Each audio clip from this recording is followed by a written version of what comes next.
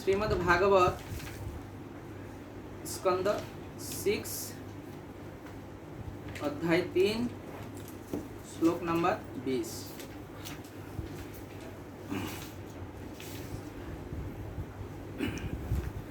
श्रीमद् भागवतम षष्ठ स्कंद तृतीय अध्याय 20 नंबर श्लोक। हरे कृष्ण। स्वयंभो नारद शंभो स्वयंभो नारद शंभो स्वयंभो नारद शंभो स्वयंभो नारद शंभो कुमार कपिल मनो कुमार कपिल मनो कुमार कपिल मनो कुमार कपिल मनो प्रह्लाद जनक भीष्म प्रह्लाद जनक भीष्म प्रह्लाद जनक भीष्म प्रह्लाद जनक भीष्म बलिर्वयासकिर्वयम् बलिर्वयासकिर्वयम् बलिर्वयासकिर्वयम् बलिर्वयासकिर्वयम्। भगवान श्री कृष्ण के सबसे प्रिय 12 भक्तों में जो सबसे प्रिय 12 भक्त है 12 जन, वो सबका नाम इसी श्लोक में बताया गया। और ये 12 जन भक्तों को कहता है द्वादश महाजन। तो ये 12 व्यक्तियों का निर्देश क्रम में हम लोग अगर चलेंगे तो भगवान को प्राप्त कर सकता है। तो ये 12 जन का नाम याद रखना चाहिए कौन कौन है। तो ये श्लोक अगर आप लोग याद कर लिया तो 12 जन का नाम आसानी से याद रहेगा। तो सर्वप्रथम किसके नाम आते हैं? ब्रह्मा जी के नाम। ब्रह्मा जी का नाम क्या है? स्वयंभू। कोई भी प्रधानमंत्री का एक नाम होता है ना, प्रेसिडेंट का एक नाम होता है, उसी प्रकार ये ब्रह्मा जी किसी का नाम नहीं है, एक पोस्ट का नाम है, पदवी का नाम है। तो इसमें ये जो ब्रह्मा है इनका नाम क्या है? स्वयंभू ब्रह्मा। तो इसका पहला कोई और ब्रह्मा था, उसका दूसरा नाम था। समझ रहे हैं ना?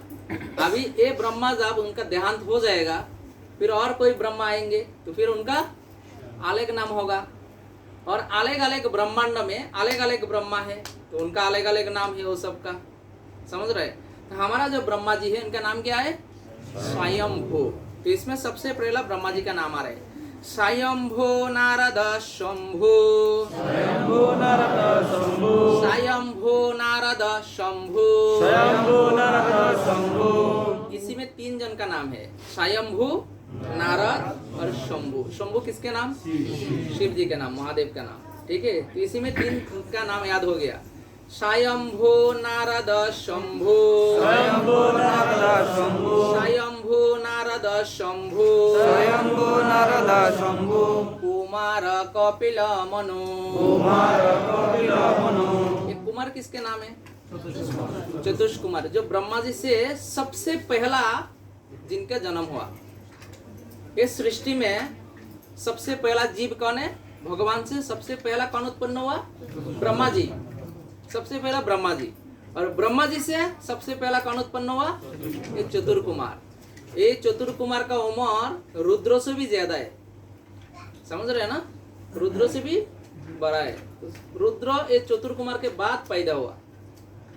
तो ब्रह्मा जी से ये कुमार 4 कुमार जो चतुर कुमार पैदा हुआ। और इनका नाम भी 12 महाजन में आता है, द्वादश महाजन में। फिर आता है क्या? कुमार कपिल मनु। फिर आता है कपिल। कपिल मुनि का नाम सुना आपने? देवहूति के पुत्र कपिल देव। हाँ, वो भगवान का 24 अवतारों में एक अवतार का नाम है। तो फिर किसका नाम आता है? कपिल मुनि। हाँ, फिर आता है मनु। तो अभी ये इसमें 3 नाम है, कुमार कपिल मनु। कुमार कपिल मनो कुमार कपिल मनु। कुमार कपिल मनो। मनु किसके नाम है? मनु ये जो हम लोग मनुष्य, हम लोग को क्या कहता है? मनुष्य कहता है ना। तो मनुष्य का आदि पिता के नाम मनु। ठीक है, लेकिन ये मनु भी एक पदवी का नाम है। मनु भी किसी का नाम नहीं है, उनका भी नाम है, अलग सा नाम। ठीक है, हम बताएंगे अभी। तो इसमें पहला लाइन में इसी श्लोक में 6 व्यक्तियों का नाम हम लोग याद कर सकता है अगर ये सीख लिया तो। फिर से बोलिए, स्वयंभू नारद शंभू स्वयंभो नारद शंभो कुमार कपिल मनु। कुमार कपिल मनो स्वयंभू नारद शंभू स्वयंभो नारद शंभो कुमार कपिल मनु। कुमार कपिल मनो। कोई बता सकता है? हाँ बोलिए। शंभु नारद शंभु हाँ तुम्हारे कपिल मुनि। हाँ, कितना 6 का याद हो गया ना अभी, ये याद रखिए, ठीक है। फिर दूसरा लाइन में हम लोग जा रहे हैं। प्रहलाद जनक भीष्म, प्रहलाद जनक भीष्म, प्रहलाद जनक भीष्म। प्रहलाद जनक भीष्म। दूसरा लाइन में है, पहला भाग में 3 जन का नाम, प्रहलाद जनक भीष्म। प्रहलाद कौन है? प्रहलाद महाराज, हाँ, हिरण्यकशिपु का पुत्र, जो भगवान का शुद्ध भक्त, जिनको रक्षा करने के लिए भगवान नरसिंह देव का रूप ले लिया, ठीक है। तो प्रहलाद जनक भीष्म। फिर क्या कहता है? बलिर्वया सखीर्वयम। बोली महाराज को जानता है ना? अच्छा, प्रहलाद महाराज के बाद कौन, किसके नाम आता है? जनक राजा, ठीक है। ये जनक राजा भी किसी का नाम नहीं है। सीता जी के पिताजी का नाम क्या है? हम लोग सब लोग क्या कहते हैं, लेकिन वो जनक उनका नाम नहीं है, समझ रहे हैं ना? क्योंकि प्रजाओं को उन्होंने पुत्रवत स्नेह करता है, इसीलिए उनको क्या कहता है? जनक। अभी हमारा भागवतम कितना है? भागवतम में कितना स्कंद है? 12 स्कंद। ये 12 स्कंद जब पढ़ेंगे तो उसमें और एक जनक राजा का नाम आएगा, ठीक है। और वो राजा का नाम क्या है?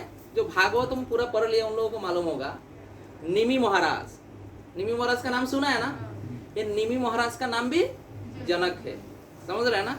तो उनका नाम क्या है? निमि। तो सीता जी का पिताजी का नाम क्या है? शिरोध्वज। क्या नाम है? शिरोध्वज जनक। और निमि महाराज, निमि जनक, उसमें कहते हैं निमि जनक, और इसमें कहते हैं शिरोध्वज जनक। ये वो पुत्रवत स्नेह करता है, इसीलिए उनका नाम जनक रहा। जनक का मतलब क्या होता है? पिता। देख लो ना। हाँ, जनक का मतलब क्या होता है? पिता। तो इसमें कह रहा है प्रहलाद जनक भीष्म। भीष्म कौन है? हाँ, लेकिन ये भीष्म किसी का नाम है? ये भी नाम नहीं है ना? भीष्म पितामह का नाम क्या है? देवव्रत। तो भीष्म क्यों हुआ? उन्होंने ऐसा एक प्रतिज्ञा ले लिया, तो उनका नाम हो गया भीष्म। ये एक उपाधि है, ठीक है। ये सब फिर बलिर्वया सखीर्वयम। फिर लास्ट में क्या कहते हैं? बलिर्वया सखीर्वयम। इसमें 3 नाम है, लेकिन हम लोगों को लगता है एक ही नाम है ना? बलि कौन है? प्रहलाद महाराज का पुत्र, ठीक है। विरोचन का पुत्र, प्रहलाद महाराज का पुत्र। तो बलि महाराज जो आत्मनिवेदन का आचार्य है, नवोविधा भक्ति में जो भगवान को सब कुछ निवेदन कर दिया, और ऐसा निवेदन किया उनका द्वारपाल बन गया भगवान, समझ रहे हैं? ये हमारा 12 महीना में भगवान 4 महीना बलि महाराज का साथ रहता है, और 8 महीना कहाँ रहता है? लक्ष्मी के साथ, समझ रहे हैं ना? ये जो हम लोग रक्षाबंधन में राखी बांधते हैं ना, राखी बांधने का प्रचलन कहाँ से आया? ये लक्ष्मी और बलि महाराज से। फिर बाद में द्वापर में द्रौपदी ने भगवान कृष्ण का भी बांध दिया, लेकिन शुरुआत कहाँ से हुआ? बलि महाराज और लक्ष्मी। ये बलि महाराज और लक्ष्मी कौन है? भाई और बहन, समझ रहे हैं ना? ये बहुत लंबा हिस्ट्री है। जैसे उनका द्वारपाल बन गया, 4 महीना हो गया, वहां से नहीं आया, हाँ, उसी समय तो लक्ष्मी परेशान हो गया। फिर लक्ष्मी सुतल लोक में चला गया। सुतल लोक में जाके बलि महाराज को भैया भैया कह के उनका हाथ में रस्सी बांध दिया, समझ रहे हैं ना? तो इसका नियम क्या है? रस्सी जब बांध देता है, फिर भाई को क्या कुछ देना पड़ता है ना? तो कुछ देना पड़ता है। फिर उन्होंने भाई से वो गिफ्ट का स्वरूप में किसको मांग लिया? अपने पति को मांग लिया। लेकिन भगवान भी उनको वचन दे दिया, हम तुम्हारा द्वारपाल बन के रहेंगे। अभी बलि महाराज भी वचन दे दिया, तुम लेके जाओ। अभी दोनों को संतुलन बना के रखने के लिए 4 महीने के लिए भगवान कहाँ रहते हैं? सुतल लोक में। शयन एकादशी जब होता है वहां जाके सो जाता है वो, समझ रहे हैं ना? सुतल लोक में। फिर उत्थान एकादशी में वो कहाँ आता है? वैकुंठ में वापस आ जाता है, ठीक है। तो इसको कहता है बलि महाराज, आत्मनिवेदन का आचार्य। फिर बैया सखी। बैया सखी किसको कहता है? सुखदेव गोस्वामी। सुखदेव गोस्वामी को कहता है बैया सखी। फिर वयम, वयम का मतलब मैं खुद, ऐसा बता रहा है। लेकिन ये श्लोक किसने बताया? नहीं, ये श्लोक बताया यमराज। ठीक है। तो जमराज उनका नाम नहीं बता रहा है, फिर वो 11 का नाम लेने के बाद फिर कहते हैं मैं स्वयं, मैं खुद ये 12 आचार्यों में 12 महाजन में हूँ, इसी तरह से बता रहा है। ठीक है। अभी इसमें 6 नंबर में किसका नाम लिया हम लोग? मनु महाराज का नाम लिया। ये ब्रह्मा जी के एक दिन में कितना मनु प्रकट होता है? हम लोग बहुत बार सुना है ना, 14 मनु। और एक एक मनु का उम्र कितना है? 71 चतुर्युग। जो हमारा जो हिसाब है उसी में 31 करोड़ साल, समझ रहे हैं ना, थोड़ा सा कम है। 30 साल कितना लाख होता है, ऐसा होता है। ठीक है। तो 31 करोड़ साल के बराबर एक एक मनु का क्या आयु नहीं है। वो जो शासन करने का समय, जैसे एक प्रधानमंत्री, उस कितना साल रहता है वो? 5 साल। तो 5 साल के बाद तो प्रधानमंत्री मर जाता है? नहीं मरता है, वो 80, 90, 100 साल जीता है ना। तो उसी प्रकार ये मनु महाराज सिर्फ शासन करते हैं 71 चतुर्युग तक, समझ रहे ना। उसके बाद वो उसका देहांत नहीं होता है। तो इसी तरह से जो है ना, ये ब्रह्मा जी के एक दिन में 14 मनु का जन्म होता है और 14 मनु मर जाता है। अभी सोचो ब्रह्मा जी का उम्र कितना लंबा है, समझ रहे ना। सिर्फ एक दिन, जैसे हमारा एक महीने में, एक हफ्ता में कितने दिन होते हैं? 7 दिन। और ये 7 दिन का अलग अलग नाम है। आज शुक्रवार है, कल शनिवार आएंगे, फिर रवि, इसी तरह से नाम होता है। तो ब्रह्मा जी का सप्ताह नहीं होता है, उनका 30 दिन में उनका साल बनता है कितना? 360 दिन में एक साल बनता है ब्रह्मा जी का। ठीक है। और उनका 30, हमारा कभी कभी कुछ महीना होता है 28 दिन का, कभी कुछ 29 दिन का होता है, कभी 30 दिन का होता है, कभी 31 दिन का होता है। 4 नमूना का है हम लोग, है ना, हमारा टाइमिंग। लेकिन ब्रह्मा जी के बराबर है, हर महीने 30 दिन का होता है। और जैसे हमारा एक महीने में 4 सप्ताह होता है और अलग अलग दिन होते हैं। लेकिन ब्रह्मा जी का 30 दिन में, एक महीना में 30 नाम होता है। ठीक है। और हर दिन का नाम भी है भागवतम में। पढ़ेंगे तो पता चलेगा, नहीं पढ़ेंगे तो कैसा पता चलेगा? अभी जो लोग क्लास कर रहे हैं बहुत ज्यादा जूम में, उन लोगों को मालूम पड़ेगा, बहुत सारा ज्ञान प्राप्त हो रहा है अभी। तो ये ब्रह्मा जी क्या उम्र कितना चल रहा है? अभी शास्त्रों में बता रहा है ब्रह्मा जी क्या 52 उम्र खत्म हो गया। हाँ, एक दिन का उम्र हमारा हिसाब से जो है ना, दिन और रात्रि का उम्र होता है 864 करोड़ साल। 864 करोड़ साल। ठीक है। तो इसी तरह से सिर्फ एक दिन का ये, इसी तरह से अभी सोचो आप, 52 साल उनका चला गया। एक साल में 360 दिन होता है। हरे कृष्णा हरे कृष्णा हरे कृष्णा कृष्णा कृष्णा हरे हरे, हरे राम राम राम हरे हरे। कौन कहाँ आता है, कहाँ से आता है, कहाँ से जाता है, वो देखना नहीं है। अभी 30 मिनट समय दिया, 30 मिनट में तो 10 मिनट 15 मिनट चला गया। थोड़ा ध्यान से सुनिए। क्या कहा हम लोग? हाँ, तो एक दिन ब्रह्मा जी के इतना लंबा है, तो फिर उनका 52 साल अभी चला गया। एक साल में कितना होता है? 360 दिन। तो अभी सोचो ब्रह्मा जी, अभी हम लोग सीरियल जब देखते हैं ना, तो ब्रह्मा जी का दाढ़ी बाल सफेद देख रहे हैं, है ना, क्यों? आधा उम्र खत्म है उनका उम्र कितना है? 100 साल। अभी ये 52 साल उनका खत्म हो गया, अभी 53 शुरू है। ये 53 का पहला दिन चल रहा है ब्रह्मा जी का अभी। ठीक है। तो ये पहला दिन का नाम क्या है? श्वेत वराह कल्प। अभी जो ब्रह्मा जी का आज कौन सा बार है? दिन कौन सा है? शुक्रवार। तो ब्रह्मा जी का दिन कौन सा चल रहा है अभी?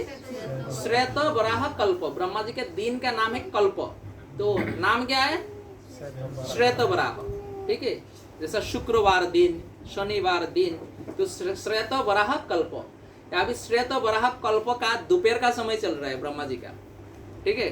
तो एक ब्रह्मा जी का उम्र में अगर 14 मनु है, तो अभी वर्तमान कौन से मनु का समय चल रहा है? 7वां नंबर मनु। इसका मतलब और 7 आएंगे। तो अभी कौन सा समय चल रहा है? दिन का दोपहर का समय। ठीक है, लंच टाइम है अभी ब्रह्मा जी का। हाँ, तो ये जो मनु है ब्रह्मा जी का 7 नंबर, मतलब अभी जो मनु चल रहे हैं 7 नंबर मनु है। तो अभी हम लोग क्या बताया थोड़ा देर पहला कि मनु किसी का नाम नहीं है, एक पदवी का नाम है। तो ये मनु का, वर्तमान मनु का नाम क्या है? इधर कौन कौन भगवत गीता पढ़ता है? सब लोग भगवत गीता पढ़ता है ना। ये भगवत गीता में मनु का नाम है। कौन सा अध्याय में? चौथा अध्याय का पहला श्लोक में बताया मनु महाराज का नाम, ठीक है। क्या नाम बताया?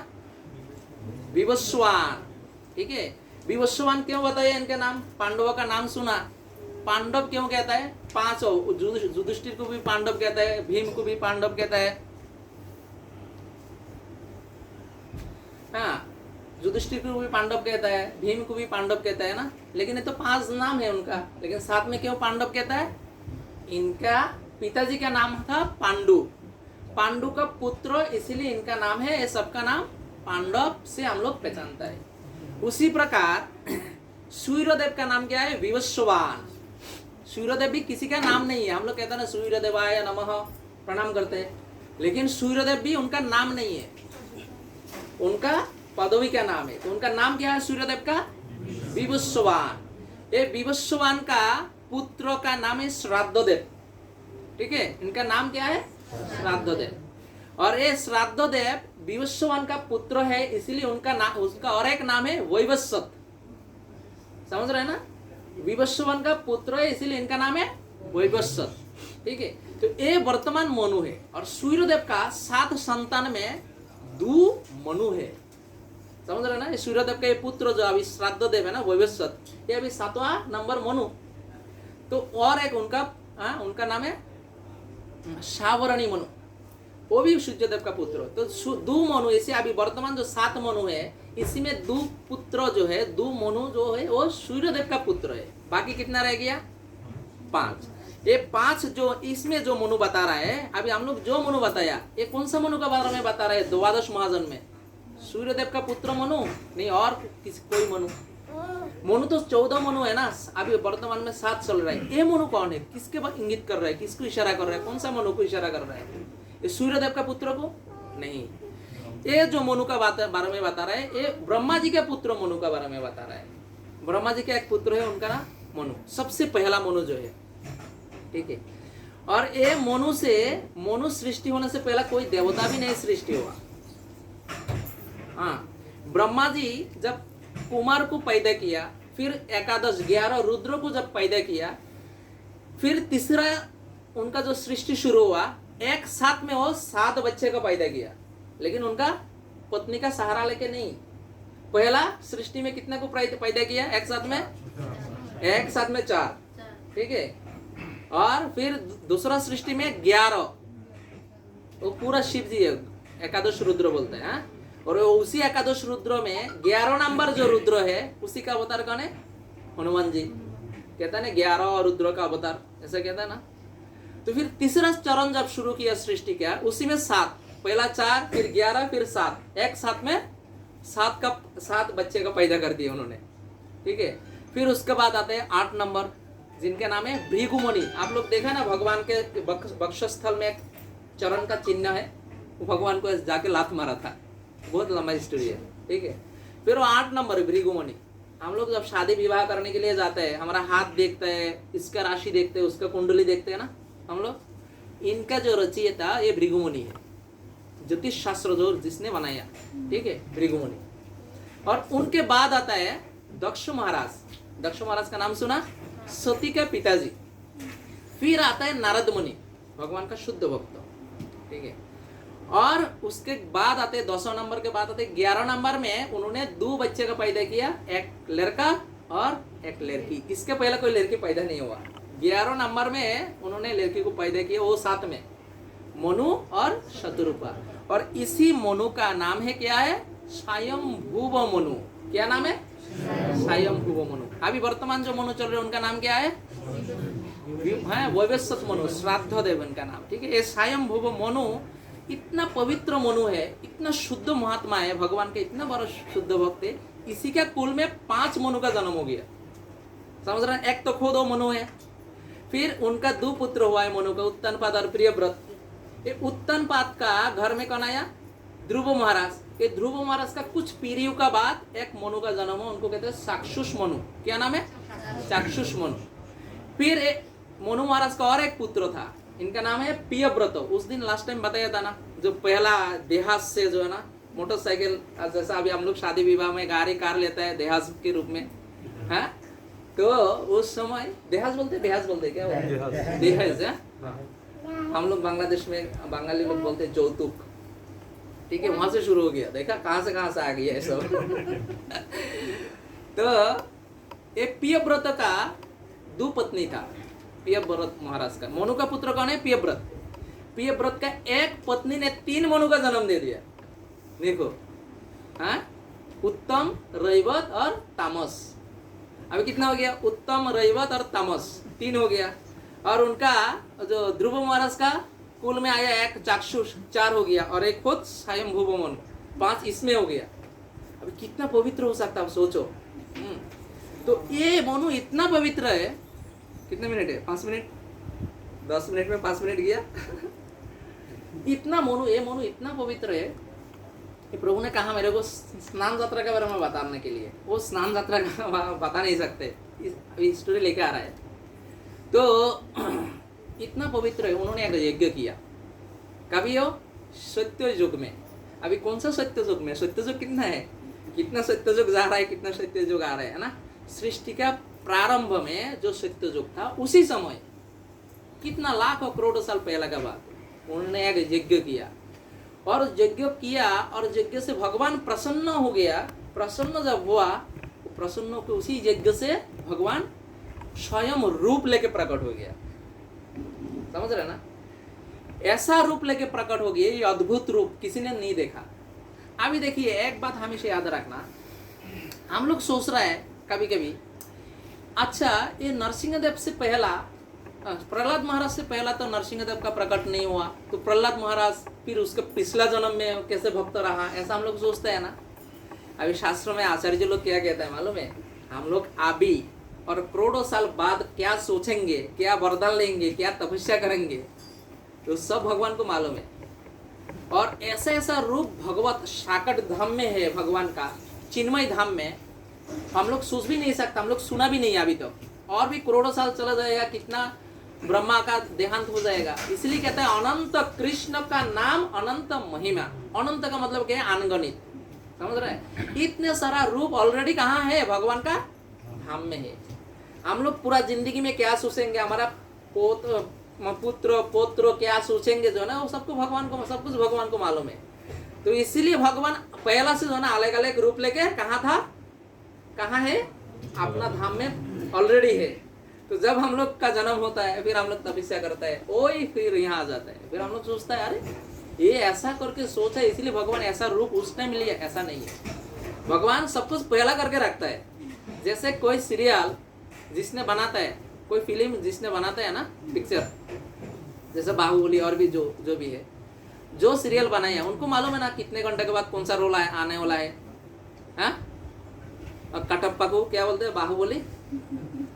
हाँ, तो ये सब जो है ना, वो किसको मालूम है? जो डायरेक्टर होते हैं उनको मालूम है। इसलिए हम लोग क्या सोचेंगे, भगवान को मालूम है सब। ठीक है, हमारा सोच का परी है भगवान। और ऐसा रूप लेके प्रकट हो गया, वो जो रूप अभी कुछ समय पहले आपने दर्शन किया। ठीक है, कौन से रूप? जगन्नाथ के स्वरूप। और उसी दिन पहला भगवान ये रूप में मनु महाराज का सामने प्रकट हो गया। इसलिए कहते हैं वो दिन भगवान का जन्म, जगन्नाथ का जन्मदिन। और वो जो दिन था, वो कौन से दिन था? हमारा जो अब वर्तमान का हिसाब से ज्येष्ठ पूर्णिमा का दिन था, जो आने वाला 24 तारीख जगन्नाथ का स्नान यात्रा।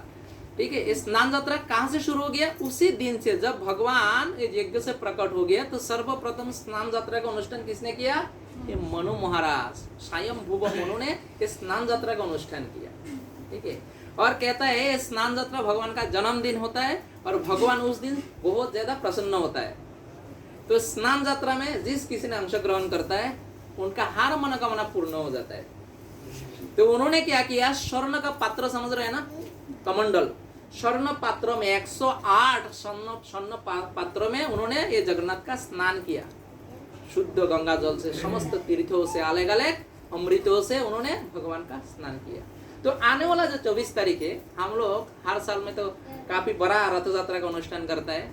तो आने वाला 24 तारीख में हम लोग भगवान जगन्नाथ जी के स्नान यात्रा का अनुष्ठान करेंगे। और भी बहुत सारा लंबा चौड़ा कहानी मैं यहाँ समाप्त करता हूँ।